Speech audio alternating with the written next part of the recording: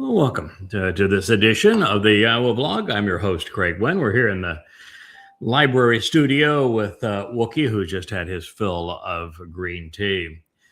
We're returning to an amazing prophecy, one that I had decided to examine because I wanted to demonstrate that when the prophet Yeshaya and Moshe spoke of the Shabuah harvest, that he was discussing the ingathering of souls, and that the people who were gathered in would be so few and so disconnected from the power structure of society, from religion and politics, that for the most part they wouldn't be missed. And well, that's all there, and it is profoundly important, and we're working up to that statement as we make our way through the 56th chapter of Isaiah, Yeshaya. What else we found is riveting. Some of the most specific, pertinent, interesting prophecies we have ever read. And so with Wookie here doing his best to steal the camera, mugging for the camera there, pal, we will continue. It says that those who are acting like Wookiees, who are pretending to be watchmen, who were assigned as lookouts, well, unlike the Wookiee, they're blind.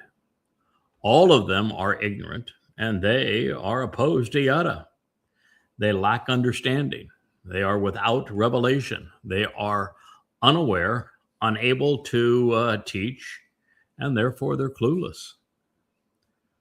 They are not Yada. They are universally contemptible, rife with emotion, akin to dumb dogs, incapable of intelligent speech, while they are without the capacity to understand or the ability to prevail. And they will not succeed, as they are utterly incompetent, unable even to mark intelligently, panting while dreaming and thus hallucinating, lying about and around, smitten with their inactivity and lack of awareness. And so these overly emotional whores and malcontents have an intensely fierce soul, stubborn and self-willed. They will never acknowledge that they have gone too far, never admitting that they are gluttonous and unrestrained, as they are insatiable, never able to be satisfied.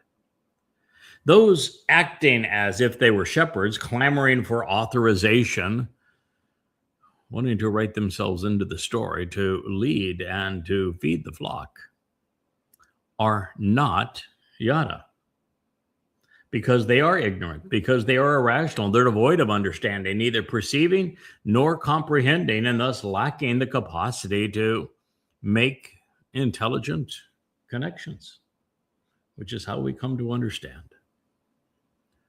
All of them have turned to their own way, every person after their ill-gotten gain and dishonest advantage, acting as if they were thieves, without exception or restraint, and to the very end, even to their demise. Yeshaya 56, 10 and 11. You know, when we just read this, and if you didn't know what was following, where God's going to be very exacting as to who this is being ascribed to, you would say, well, it might fit a number of different people. There have been lots of people throughout time who have claimed to be watchmen who are actually blind. They have no idea what's happening around them. The rabbis of the first century, when Dode returned to fulfill Pesach, Matzah, and Makurim, would be described as such. And it says that all of them are just ignorant and they're opposed to Yada. And if you were not to deal with Yada in this statement and in the next, you might be of the contention that, well, there's lots of people who have been ignorant and irrational. Look around X today, and you will find a plethora of them. But the fact that this was written so as to say they are actually opposed to Yada really does narrow in on a certain contingency of malcontent individuals. Now, it says here that they are just universally contemptible. They're rife with emotion. They're akin to dumb dogs. They're incapable of intelligent speech. This is, again, pervasive amongst the anti-Semites, the Christians, the Muslims, and the MAGAs, as well as the Marxists on social media. So we do see a lot of this, and it may have been meant here to be very widespread. And it says here they just completely lack the capacity to understand. That's my view. I've become more and more accommodating of idiots posting, particularly on Facebook, because they do such a marvelous job of exposing really how utterly incompetent and irrational, ignorant they are. And so it's entertaining. They don't even know how to bark intelligently. They're hallucinating all the time, smitten with their own sense of worth when they're not only insatiable, but they're totally and completely unconstrained. God says that, they're emotional whores. They're fierce, mean-spirited, stubborn, self-willed, never, ever acknowledging they're wrong. Boy, if we ever see that in both religious and political communities. Today when we're in the aftermath of Trump invading Venezuela, capturing their leader and hauling him off to New York and saying that he now runs Venezuela, stealing their oil and silver. And you hear all those people that are parenting this great thing as a victory and pounding their chests, and you just say, when did the world become this grossly immoral? That kidnapping, that thievery, that aggression against another nation is celebrated. It's something we see, though, on and on again throughout social media, and I know it's exceedingly pervasive in society apart from that today. But of course, it is also pervasive amongst this rebellious group of malcontents that claim to be speaking for a mother God. And that's the group that I was going to zero in on momentarily. And they're the ones who are pretending that they're acting as shepherds. They're clamoring to find themselves authorized. They were driven to find themselves written somewhere in God's story. They wanted to be Yada, but God says, you're not Yada, which again zeroes in on a particularly cantankerous group of misguided characters. And when you read what they write, it's obvious they have no capacity to make intelligent connections, and they're damn near dumb as stones. And God's saying, they all turn their own way. They're after their own ill-gotten gain. They're trying to make things out for their advantages. They're acting like crooks and thieves, and there is no restraint, and they're going to continue to be belligerent right to their demise. I would say that prior to the Mother Goddess Rebellion last year, and previous to returning to Yeshaya 56 and 57 to validate the nature of the Shabuah harvest, this malevolent clique has been trying to misappropriate everything that I have learned and shared as Yada over these past 20 to 24 years. And I have perceived this rebuke as a genuine criticism of those who are lost, who have returned to their conspiratorial past. Now, especially cognizant of what follows in the next chapter of Yeshaya, where God is absolutely explicit, where there is no question as to who he is talking about. and the utter irrationality of those trying to undermine Yahweh's Nakar, I realized that this is specific to a particularly dumb and blind contingency of ignorant women. So I'm not going to pretend otherwise. I have read the entirety of God's rebuke. And they have foolishly presented themselves as if they were enlightened, as if they were moral, as if they were beacons of brilliance and watchmen of sorts. But they are so desperate to be Yada that they malign the one who earned that distinction with Yahweh long ago. All the while, the more they protest and post, the more apparent it becomes that they lack the capacity to understand much of anything pursuant to God. They are, as Yahweh has and will continue to depict them, smitten with themselves because they're hallucinating. Well, they're largely psychotic, lacking genuine empathy. They are an overly emotional, reactionary, and thoughtless brood.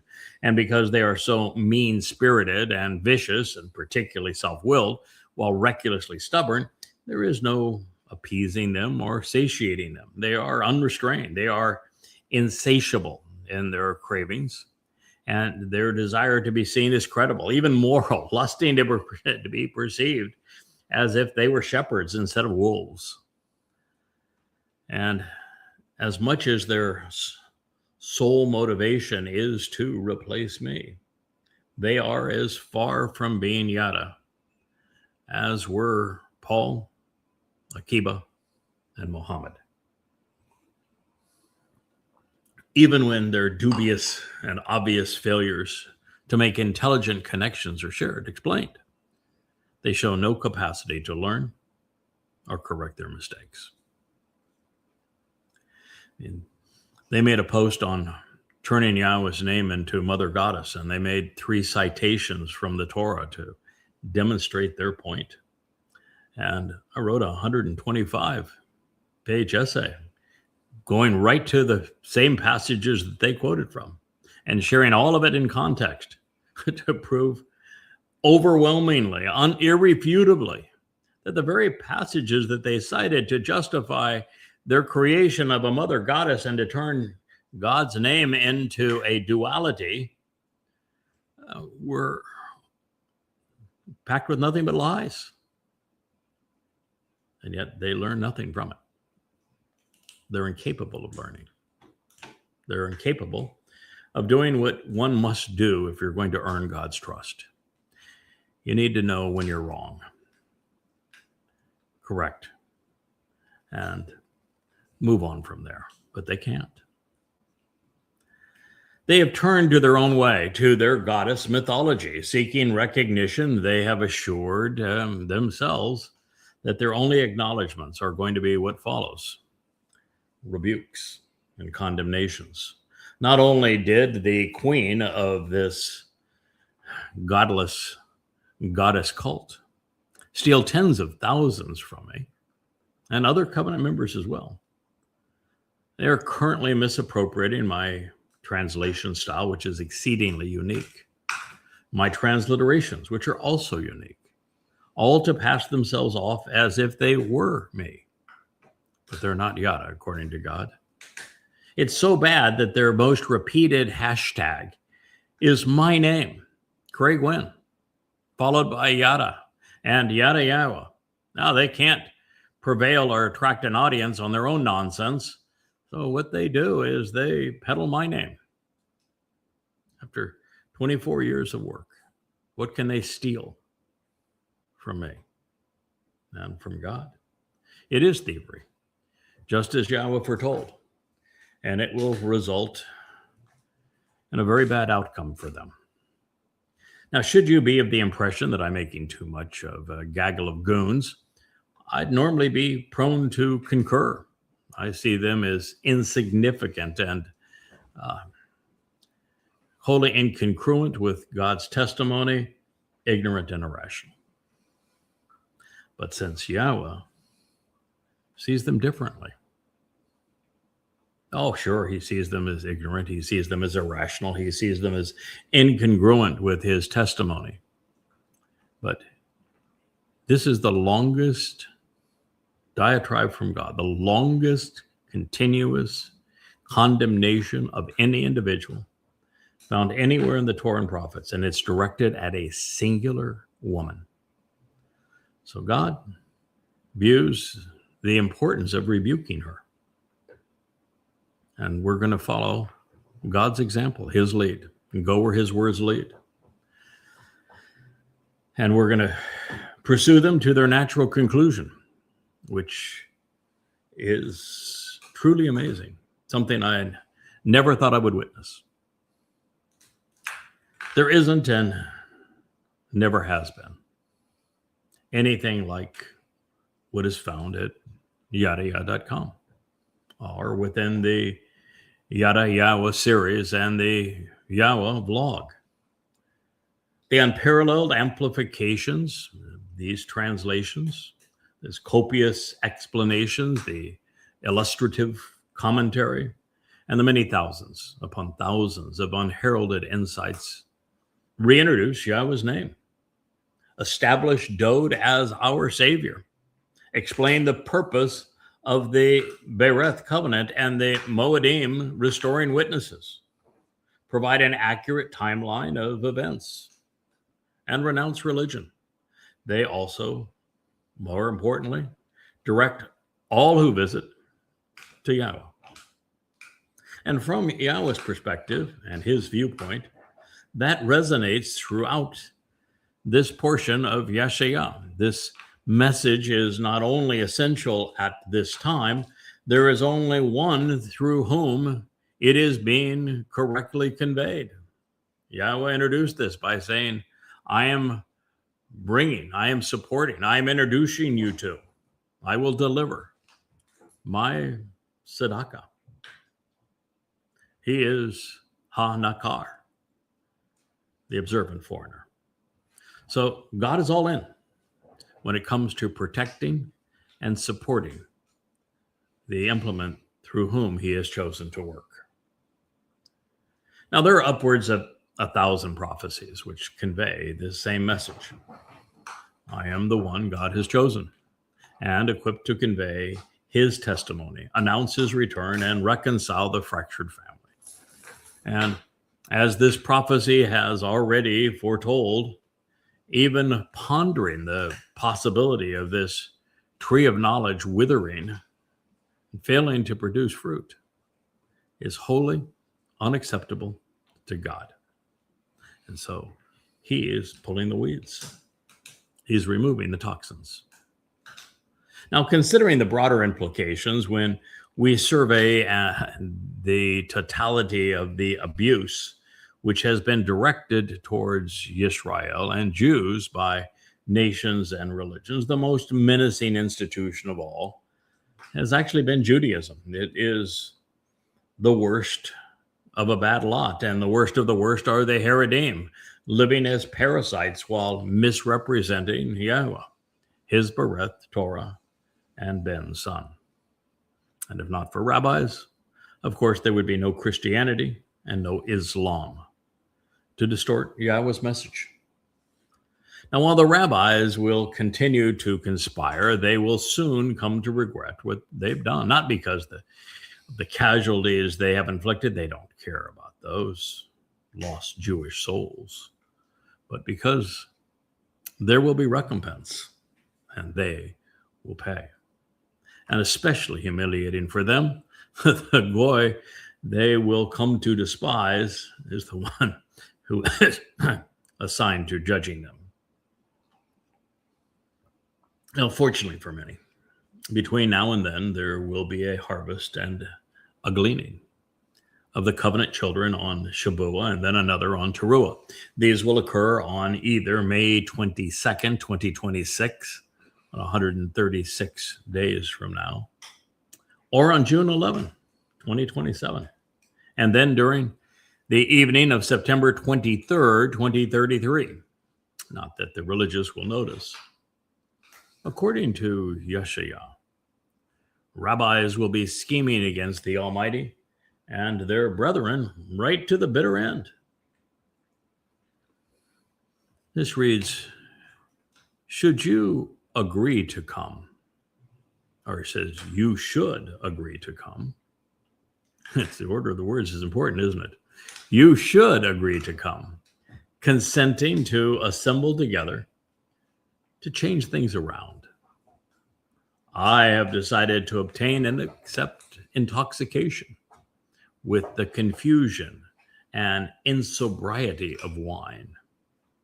So we have chosen to habitually be inebriated, constantly consuming alcohol and other sundry liquors to the point of incapacitated judgment through these fermented libations. Therefore, it will be, and he will exist like this day tomorrow. If the days to come are opposed and delayed to a significant extent for the thousands of remnants. Wow. It's quite a conclusion there. So the testimony regarding inebriants doesn't say that they're alcoholics. What it says is they want to incapacitate judgment. And you do that by spewing toxic testimony. It is the consequence of religion, the consequence of conspiracy, and to a large degree, the consequence of politics. You spew toxic rhetoric, and you will incapacitate people's judgment. And so this is God saying that those who do so have chosen to do so. It is their desire to incapacitate people's ability to think, and that they're going to continue to spew such toxins and poisons. Therefore, it says here that their goal was for it to exist and him to be just as it is this day, also tomorrow. And they say if the days to come are opposed, and if they are delayed to a significant extent for thousands of remnants, well, that's a diabolical ambition, I will tell you for sure. So this translation proved to be an interesting exercise in voice, pronouns, moods, and defining roots. This analysis begins by recognizing that this is presented as a quote to cite the mindset of the dishonest shepherds who were rebuked in the preceding statement. Their intent is to incapacitate the judgment of those they intend to beguile, literally intoxicating them with their debilitating rhetoric. They are knowingly peddling their delusions to the detriment of those they're confusing. In fact, by using the imperative and the cohortive moods, God is reporting that these malcontents have literally decided on their own initiative to be inebriating. In other words, to perpetrate a incapacitating fraud. And they expect their followers to capitulate. The most intriguing aspect of this comes from makar, because it is a compound of ma to ponder the implications of a car, which is to delay, to defer, to hinder, and to cause many to hesitate and be left behind. In this context, this means that the mother goddess clique is committed to debilitating Yahweh's Nakar, observant foreigner, to such an extent that thousands of Yehudim and Goyim, who would otherwise benefit from these ingatherings, in addition to the final remnant of Yisrael to be purged of their guilt on Teruah, will makar, hesitate, because their judgment will have been incapacitated. With the waters muddled and now toxic with embittered slander, many potential beneficiaries will be hindered according to God, with others delayed, such that they're left behind, unable to capitalize on God's gift and plan. And therein is the essence of this argument. That's why the mother goddess clique is so despised by God. Beyond this specific warning, the proceeding is also an admonition not to be swept up by the inertia of the normalcy syndrome.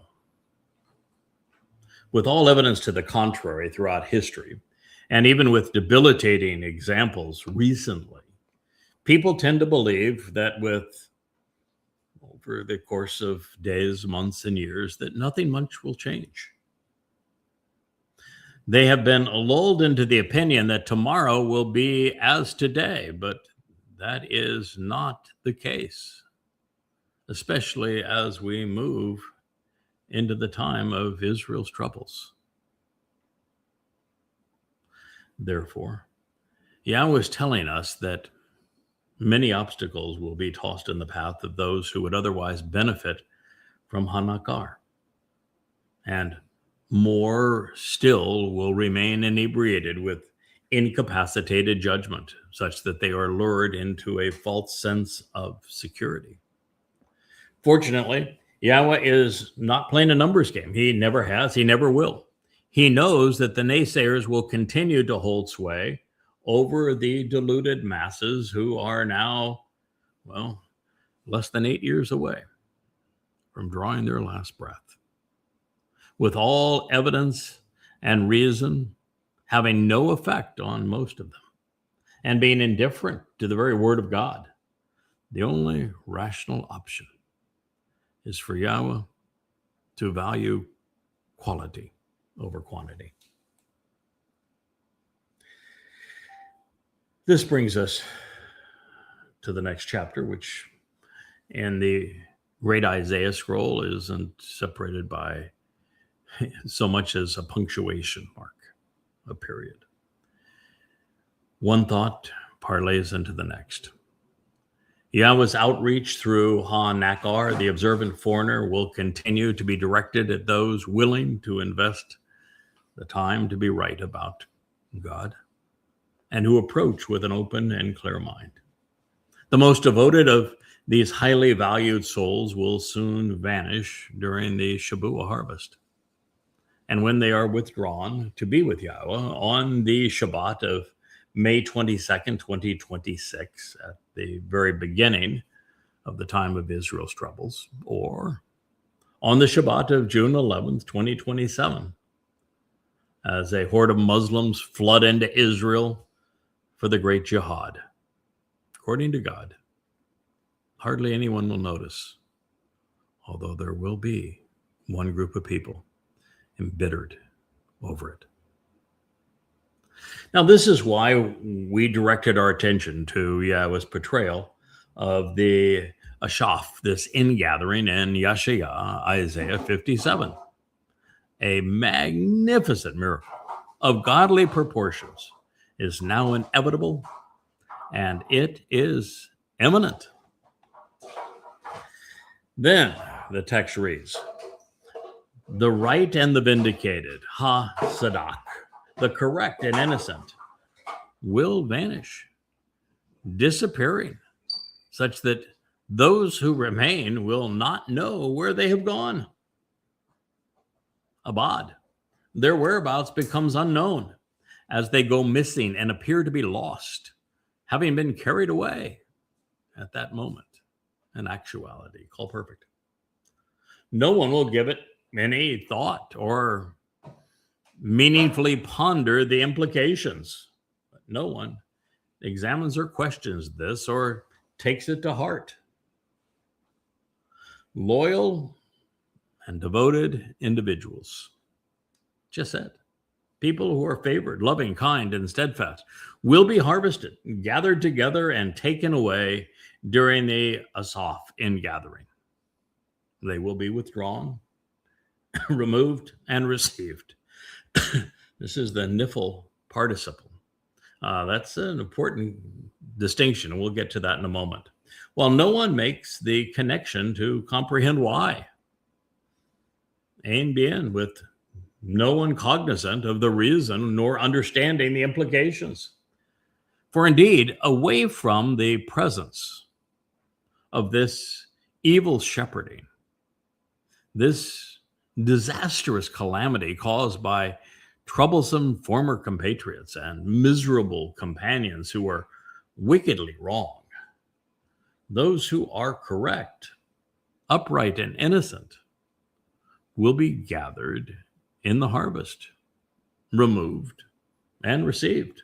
A cough be taken away, to be withdrawn, assembled and brought together during an ingathering, niphal, perfect, third person, masculine, singular, addressing hasadak, which is masculine, singular. Now, this statement and the one that follows is conclusive in affirming that the Asaph ingathering will be of human souls. And during the most prolific of these, which is the Shabua Katzar, those who are Sadak, right about Yahweh and his Torah, teaching his Bareth covenant, and his Moedim, restoring witnesses, will be Abad. They're going to vanish. They will abad, they will disappear, such that those who remain will not know their whereabouts.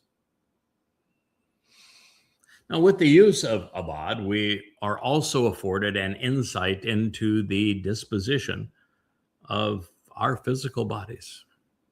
Since it is often rendered perished and destroyed, this suggests that once our nephesh souls depart, our lifeless flesh will simply cease to exist. This is because we must shed our Bashar bodies to participate in the Shabua harvest. A physical body cannot enter the fourth, fifth, or sixth dimensions en route to the seventh in Shamaim. When we are less, we are much, much more. Also interesting, Abad was scribed in the call perfect, indicating that the Sadak, correct, will actually vanish at this point in time, with this transpiring with a definite beginning and a finite conclusion. There is no nuancing this result. The outcome is presented as real and not as a metaphor. Further, the fact that Shadak is masculine and realizing that Abad was scribed in the third person masculine singular, this affirms that those who are correct are the ones who are going to be carried away and disappear. The key to participation is being Sadak, right, about God, about his covenant, about the Moedim, about his beloved Bakor, firstborn son. The reason Sadak is repeated is because it's the key to deliverance. Those who participate in this ingathering will all be right about their relationship. They will be correct regarding the covenant. They will be guiltless by having relied upon the mikre that Dode fulfilled. Sharing what we have learned in this regard, of course, is our purpose. It's why we're here. On a planet whose inhabitants are numbered above 8 billion human souls, with fewer than 1 in a million extracted on Shabua, the relatively few who are withdrawn will barely constitute a ripple in the ocean. Some will no doubt notice their disappearance, but in a world essentially devoid of analytical researchers and diligent journalists, few, if any, will ponder the implications. Souls are invisible to our eyes, in fact, to any technology we have devised, and even scientific detection methods can't ascertain what they are comprised. So as our bodies vanish and our souls depart, there's going to be nothing to see, nothing to report. News at 11. Nothing happened to nobody. We have no proof. They simply disappeared. By describing the ingathering as Ish Chesed, individuals who are loyal and steadfast, Yahweh is reinforcing something, well, that I didn't appreciate and certainly didn't recognize prior to December of 2024. You see, it was then that a dozen former associates, including my publicist, editor, webmaster, and media manager, all bolted to assuage their fragile egos and on behalf of a jealous and embittered woman who was at the time crying for attention, presenting herself as a victim when she was a victimizer. Now, prior to this, I had thought that once covenant, always so. But that isn't the case, not according to God. Yahweh is only willing to accept those that he can depend upon. It's a lesson that we learned in reassessing what occurred in Gan Eden and why God calls the fall of man.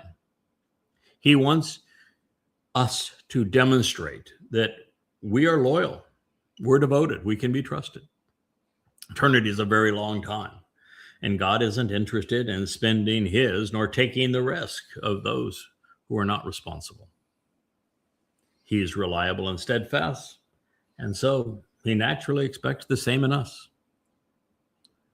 This is the message of Gan Eden. It is why we're returning. We have another opportunity to get this right. As further evidence of this, well, consider Miriam. She was called a prophet, a prophetess, when she led the woman's chorus during the Song of the Sea after crossing the Gulf of Aqaba during the Exodus. But then she was berated by God. She was banished. She was stricken with leprosy, and she was subject to a final divorce, all for having challenged her brother and demeaned his wife, that brother being Moshe. Now, this connection between devious and conniving women, then and now, is one Yahweh does not want us to miss. That is why he has repeated the reference to the ongoing problem of Ra'ah, of disastrous shepherds. Here, it is from their presence that those who are right are being harvested right before them on Shabuah. We will be forever parting company with the Panei Ra'ah, the presence of this miserable and malignant contingent of toxic conspirators. While they are here and expecting to be gleaned or harvested, we are going to be taken and they're going to be left, and it's going to drive them crazy, according to God. This is one of the times where it becomes impossible to disjoin this rebuke from the mother goddess and her cult. Therefore, according to God, those who bailed on Yahweh and his choder, with so much left to be accomplished, and then viciously turned against both, changing Yahweh's name while maligning the tree of knowledge, well, they're going to be excluded from the Shabuah harvest. And they, as irrational and belligerent as they have become, will not comprehend why. They will be left as we are a shaf, brought together, removed, and received during this ingathering. However, they will not be alone because the overtly political, conspiratorial, and religious prefer believing to reasoning. They prefer faith to facts. And as a result, they will remain clueless, which really is as it should be. They are not redeemable. Bien escapes them. And it is by bien, evidence and reason, that we come to know God or not at all. Now, as a result of this fracture and what I had wrongly perceived as family, Yahweh directed our attention back to the Garden of Eden, where Adam and Chava also proved unworthy because they were unreliable.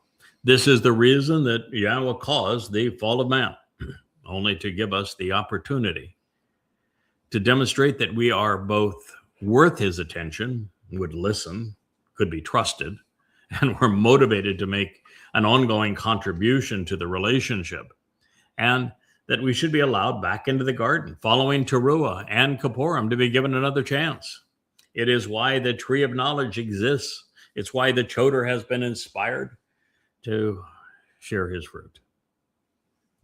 We will be afforded another 1,000 years under ideal circumstances to prepare the surviving mortal remnant to earn Yahweh's trust, so that he can equip and enable those who are worth the risk, such that they can journey off this planet with God and explore the universe with him. It's a very noble undertaking, is it not? Continuing to examine every nuance of God's timely message so that we get this right. Note that the phrase, "no one will consider the implications," was also written in the call perfect. This means that when the harvest transpires, we can be assured that in the aftermath of our departure, there will be no cogent response, at least at this time. Then it really gets interesting with a kaf taken away during the harvest. It was scribed in the niphal participle. And as a result, we discovered that those who will benefit from the ingathering will have contributed to their own highly favorable outcome through their diligence. You know, the niphal stem says that the subject not only participates in the action, but causes the outcome. And so it's a cause and effect sort of thing. That we cause it, we benefit from it. So God's saying it's not by random chance that some were taken and others were not. It's very much based upon our own willingness to make a meaningful contribution. It's kind of a neat idea, really, and that Yahweh was saying you'll earn it. And what could be better? I mean, it's, I guess, lovely that, God would say, I want to give you eternal life, and I want to rid you of all religious gunk and adopt you into my family and empower, enrich you. This is my gift to you. Yeah, nice. Thank you. Okay. It's like a rich father gives their son and daughter a Ferrari, and here's the keys, and I'm paying, and the father pays the insurance, the gas, provides the garage and everything else, and that the son or daughter contributes nada. And, such cars have a tendency to last through most of the weekend. They're not valued. The kid doesn't wash them. The kid doesn't wax them. The kid doesn't maintain them. The kid doesn't drive them with a sense of respect and responsibility.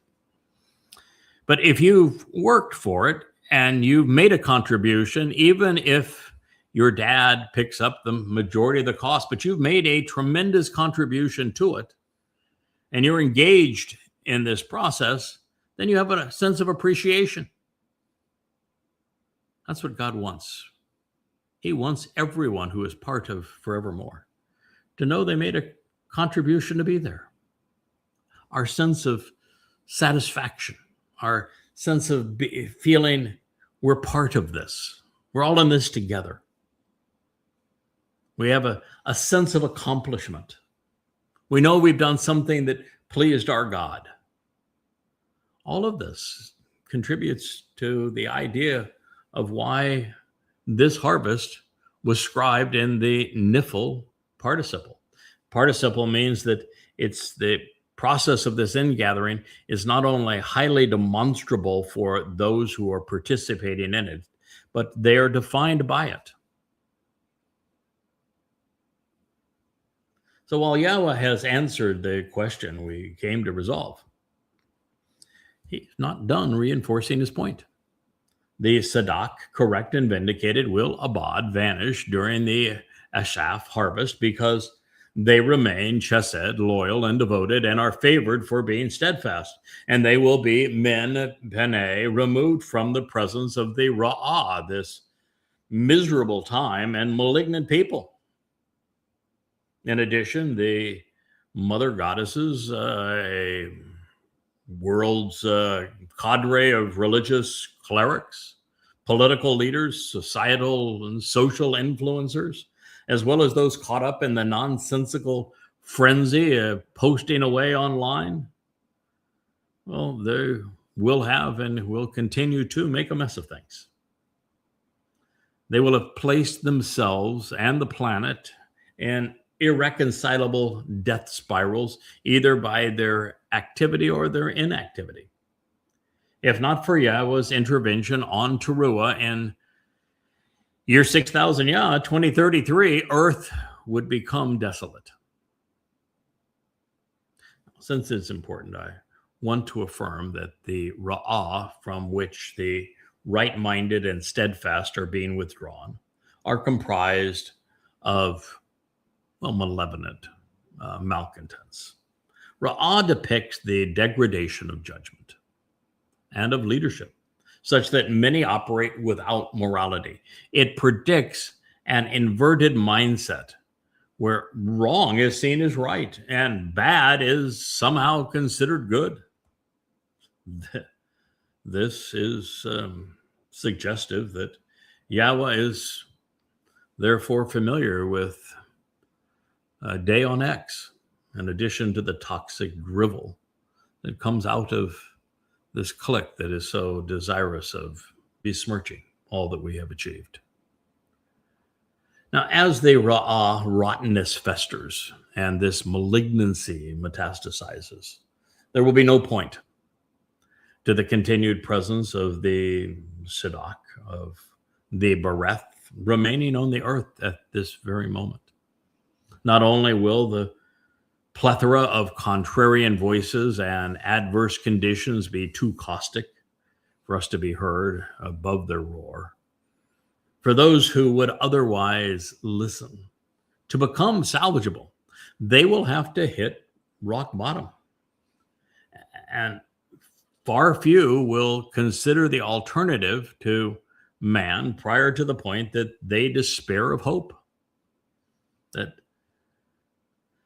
That was only going to transpire when they realized that a political or religious solution to this carnage they are witnessing and enduring just isn't possible. You know, sometimes we have to, even with children, allow them to hit rock bottom before they will seek help. God actually wants us to stumble so that we can prove we have the wherewithal to get back up. All the while, the earth will not be left without a voice or a witness, because our testimony will remain published and, well, at Yada Yahweh, throughout these books, presented at yadayah.com and streamed on the Yahweh blog. That's not going anywhere. Moreover, in due time, the witnesses will return in opposition to the religious and political, while we give voice to Yahweh's last call out of Babylon. Therefore, our removal during Shabuah is really best for everyone. The residue will continue to fall to the point where a few, at least, will be willing to reject man and choose God. All the while, the Sadak will be given a well-earned respite, along with the opportunity to learn more, comprehensive education, so that we are prepared for the stretch run right to the finish line. Showing consistency, Yahweh reminds us that by using the nifl stem a second time as the concluding verb, that those who are asaph, gathered in the harvest and withdrawn by him, will be received because, well, they contributed to this ingathering. We're also being reminded that hasadak, those who are vindicated, will be innocent, which means not guilty, because they will be right about God, which means that they are correct regarding Yahweh, his son, Dod, and they are capitalizing on all they have offered and achieved. The contrast between those taken and left during Shabuah will become the ultimate expression of right versus wrong, devoted and compassionate as compared to malignant and maniacal, aware and engaged as opposed to oblivious and apathetic. This no. Are you prepared? Are you willing to be among the few advancing God's solution, or are you contributing to the problem as a counterproductive and damning influence? Lots of those, aren't there?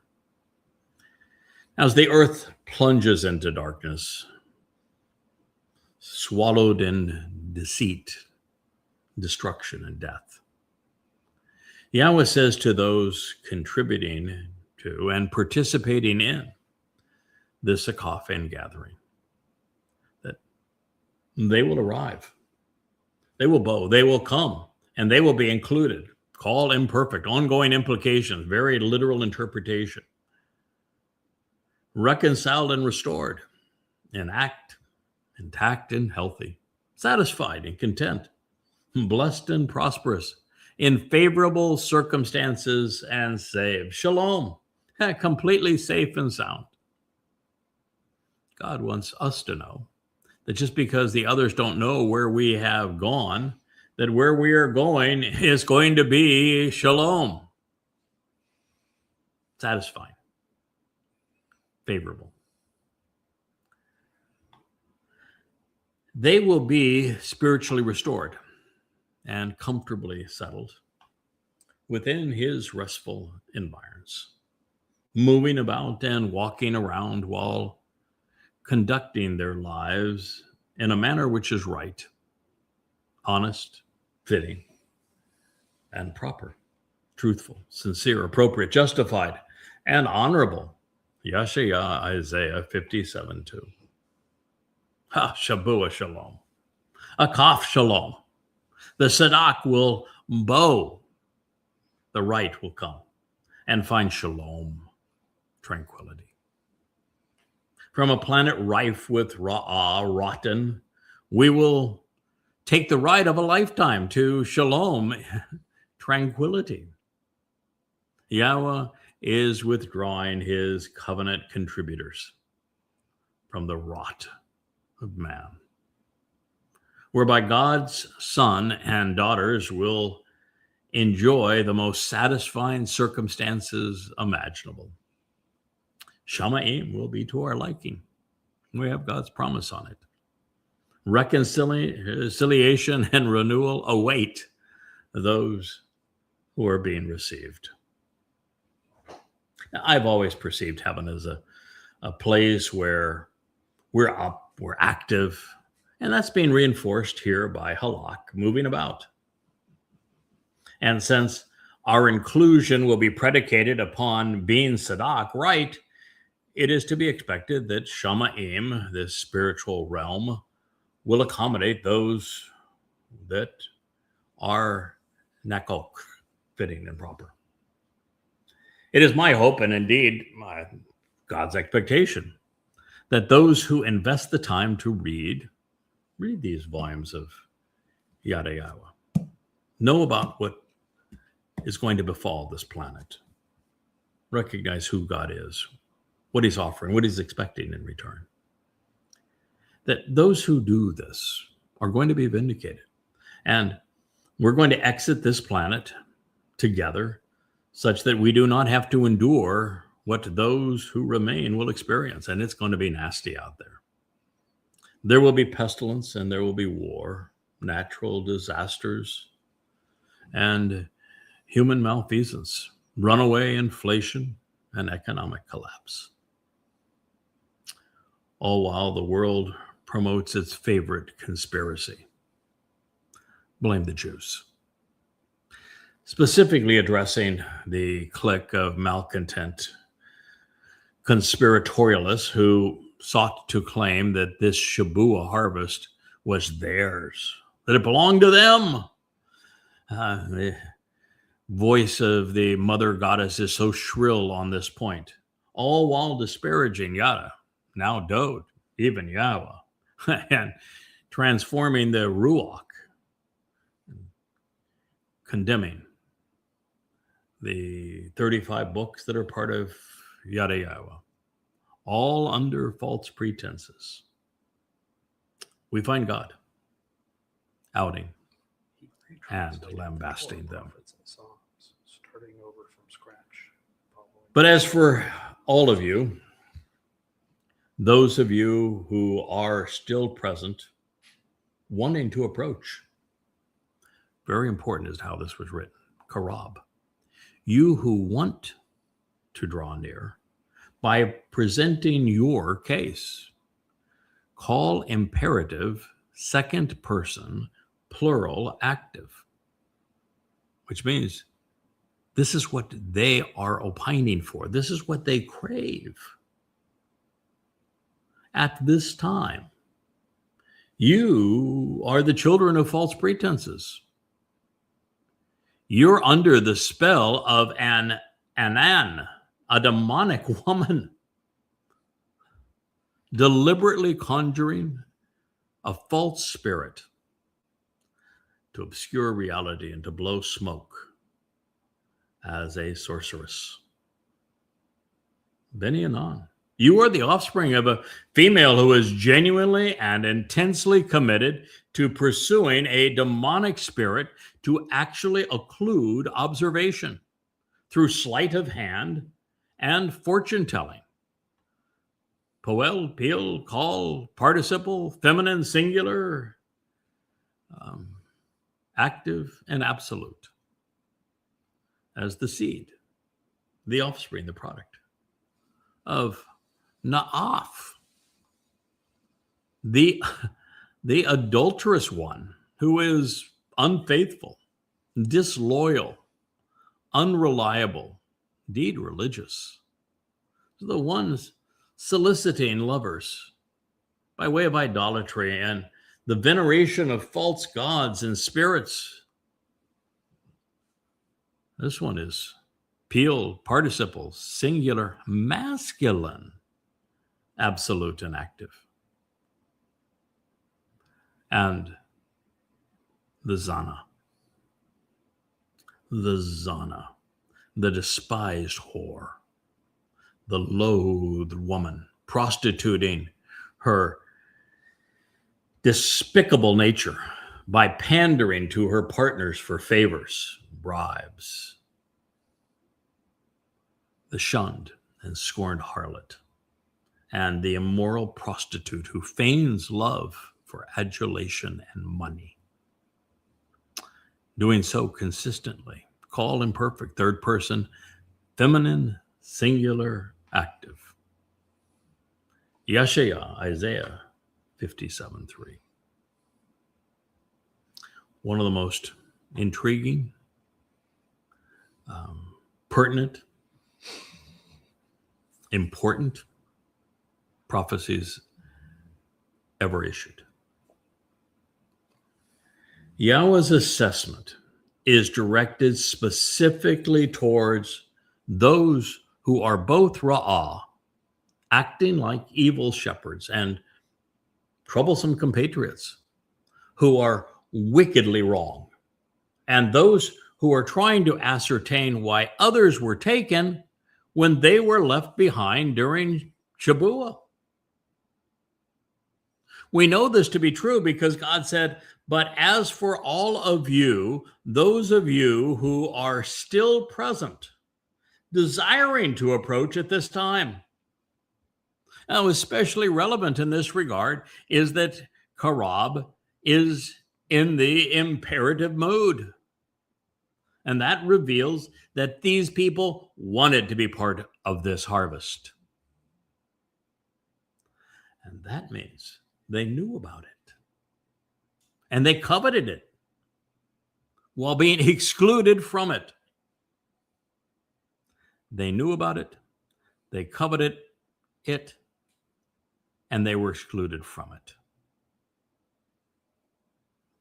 As such, this place is a bullseye on the mother goddess conspiratorial clique. There is no rational way to deny the realization that the people Yahweh is denouncing for having fallen under the spell of an Anan, a demonic woman, conjuring false spirits, is directing our attention to the malcontents congregating around Miss Powers, known as D. This cannot represent religious Jews because there are just no ingatherings of souls associated with Judaism anywhere on the calendar, much less on Shavuot.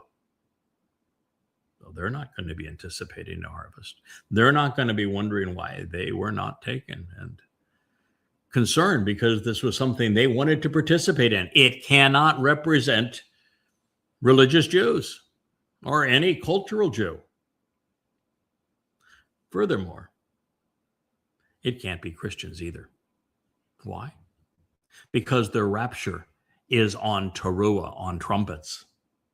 Misled by Peter and Paul, Christians believe that Shavuot was fulfilled as Pentecost with the birth of their church. And in addition, Paul claimed that the rapture would occur on trumpets. Uh-oh.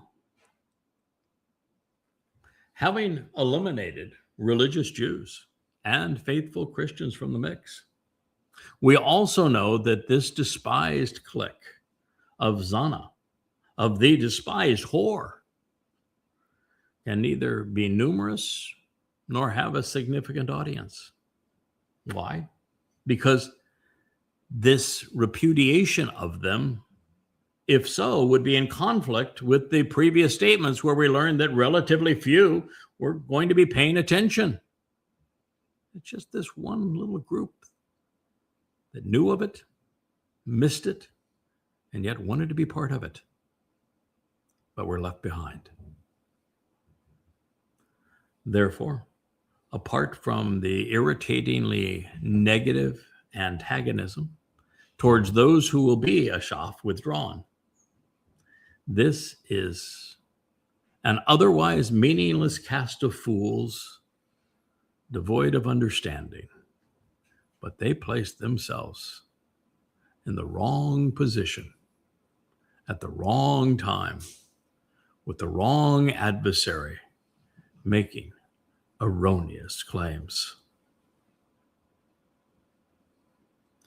That said, we must also confirm the realization that this and what follows isn't just among the longest, it is the longest. It is the most detailed and vitriolic condemnation found anywhere in the Torah and prophets.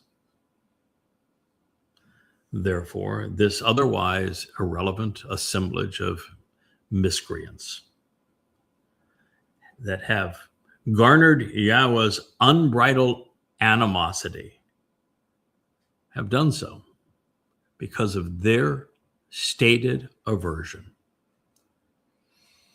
and outright denial of his Nakar, observant foreigner, and God's plans pursuant to the Shavuot Katsir. That is why God now hates them with a passion that is unlike anything we have ever read. The whole of Yashaya, Isaiah 56 and 57, leads us with no other logical conclusion other than to surmise that this hideous condemnation is focused on the same psychotic woman previously condemned in the prophecies associated with Chawa, Miriam, and Michal in Genesis 2, Numbers 12, and 2 Samuel 6. DP and her embittered conspiratorialist cult, they alone have claimed Shabua as their harvest while writing themselves out of it. While it seems like such an insignificant number of worthless humans, the 24 lost souls operating under the influence of this mother goddess will somehow cause, through their intermixing of truth and deception, upwards of 1,000 Jews to hesitate relative to the harvest, such that their progress is impeded and they are left behind. Yahweh views this not only as unforgivable, but worse, as we shall soon see, damnable. Therefore, the cadre of characterless co-conspirators who will be left behind at this time, while expecting to have been part of the ingathering, are said to be Beni Hanan, children of false pretenses, under the spell of a demonic woman, deliberately conjuring false spirits to obscure reality and to blow smoke. That's really bad. And this does not help. Beni Hanan, you are the offspring of a woman who is intensely committed to pursuing a demonic spirit, to occlude observation through sleight of hand and fortune telling. Folks, Hanan is a sorceress. And so that's worse. In the participle form, Hanan is a derogatory title, depicting someone who is, by God's view, demonic. In the Poel stem, these beguiled by her, rather than being seen as victims of her seduction, well, they're presented as collaborating with her. Under false pretenses, they will willfully and knowingly deceive while trying to obfuscate the truth. This means that they are equally committed to promoting their demonic diatribes as they are to slandering those who have earned the right to participate in the harvest. From this point forward, and inclusive of Hanan, sorceress, indeed, throughout this entire denunciation, with only minor exceptions, every verb is presented in the second person, feminine, singular. And this is all the way through, statement after statement, indictment after indictment, verb after verb, therefore addressing one very nasty woman that Yahweh has already says is Hanan, demonic, that he has said is Zana, a whore. Well, something I have not witnessed previously in 24 years of translating. Clearly, there's no escaping the fact that God hates this woman. The exceptions, well, begin here with Korab, revealing that both men and women have opted of their own free will to anger the Almighty while operating under her spell. Further, we find Naaf revealing that the degenerate woman has a male accomplice, someone who is unfaithful, disloyal, unreliable, and seen as religious. And indeed, well, she does. We'll call DP's cohort David Crud, because he is her chief solicitor and enabler. Without him, the sorceress has no influence. He's the one that actually took down, not once, but twice, the Yada Yahweh site with all of its books freely offered. He put his own agenda and that of this demonic woman that he serves ahead of God.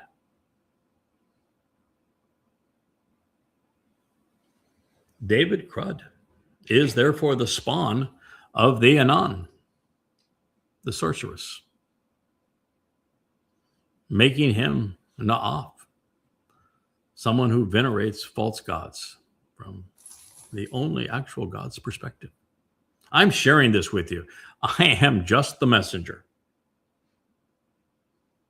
And the lead devotee of the mother's goddess called, his goal is to seek lovers for the sorceress, drawing people in to venerate with her. All of his letters, all of his phone calls, that is what they do. That's what he's been doing for over a year now. And the examples are copious. They're undeniable. I've even shared some of them on these programs in the past. With the Nakaf written using the Peel participle, there is no refuting that D. Crud has earned his dubious distinction of being disloyal and unreliable, especially while enabling the Anan, the sorceress, this demonic woman. And that is exactly what we have witnessed. I have letters and other evidence to prove it, including screenshots when he took down the Yada Yahweh site. Now, this brings us to our third successive participle, a verbal noun, a descriptive title, Zana. It means loathed woman.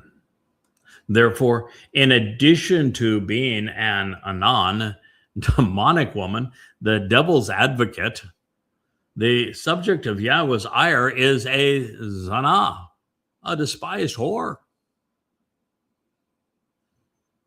She, Zana, panders to her partners for favors and bribes. She is a scorned harlot and a miserable prostitute, feigning adulation and love for money. And that is precisely our experience with this very DP. Now, as we press forward with our evaluation of this prophecy, let's remain grounded within the context of that which has been delivered. And so I am going to, in our next program, take you right back to the beginning of this and run right through to where we are, because I want you to recognize that every statement that Yahweh makes hereafter is specifically directed at them. Well, I view them as insignificant as navel lint. God doesn't. And he is disgusted by them. And ultimately, not only is he going to tell us that he is dispatching them to Sheol, which is hell, but even after he tells us that, he continues to rant. It's never in the entirety of the prophets will you see anything that made God this angry. So congratulations, ladies. You've really dug yourself in this time. We'll return to this topic, one of the most interesting prophecies ever revealed, as we continue our story about returning to the garden, who will and who will not, in another episode of the Yahweh Blog. Thank you for listening.